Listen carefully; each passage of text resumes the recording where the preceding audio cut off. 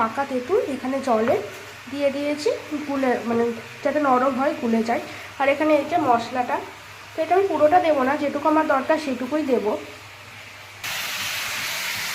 এই আমড়ার আচার করার সময় অনেকে কী করে, যারা জলে সিদ্ধ করে না আমড়াটা, হ্যাঁ জলে সিদ্ধ করলেও হয়, কিন্তু জল দিয়ে না বেশি মানে বেশিদিন স্টে করে না, ওটা বেশিদিন থাকে না, যার জন্য আমি জলটা অ্যাভয়েড করছি। জল আমি দেবো না, তার মধ্যে তেলটা একটু বেশি করে দিয়েছি যাতে খেতে ভালো লাগে আর অনেক দিন থাকে, তার জন্য।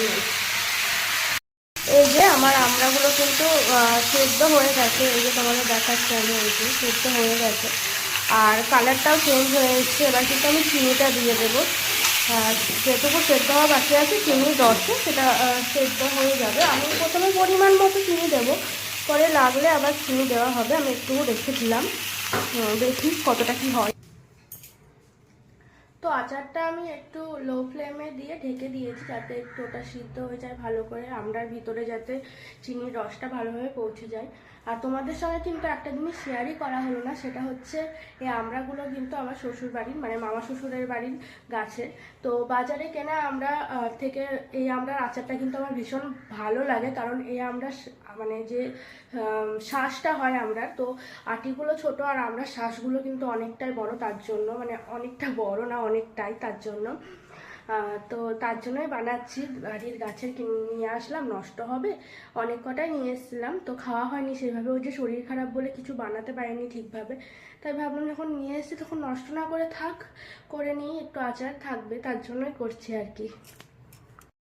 যে আমরা কালারটা কিন্তু চেঞ্জ হয়ে এসেছে, চিনির রস দিয়ে মানে চিনি দিয়েছি, এটা রস হয়ে গেছে। আর দেখো আমড়াগুলো কিন্তু আমি একটু ঘেটে নিয়েছি, নাহলে খেতে ভালো লাগবে না, তার জন্য। আর একটু রস রাখবো তাই ভাবছি, তার জন্য এখানে না এবার তেঁতুল গোলা জলটা দিয়ে দেবো। ভেবেছিলাম যে তেঁতুলটা দেবো না, মানে ওই যেগুলো তেঁতুলের খোসা, তো ভাবলাম না এগুলো তো খাওয়ারই জিনিস, দিয়ে দিই, হয়তো নষ্ট করে লাভ নেই, তার জন্য এবার এটা দিয়ে একটু ফুটিয়ে নেব, তারপরে দিয়ে দেব তোমার মশলাটা, আর একদম লাস্টে লেবুর রসটা দেবো, দিয়ে নামিয়ে নেব, ব্যাস হয়ে যাবে। নামিয়ে নিয়ে তারপর দেখা করছি, ঠিক আছে। এই যে আমার আচার অলমোস্ট হয়ে গেছে, আর একটু কিন্তু চিনি লেগেছিলো, আমি টেস্ট করে দেখলাম একটু চিনি লেগেছিলো, তেঁতুল দিয়েছিলাম আমি একটু বেশি করে।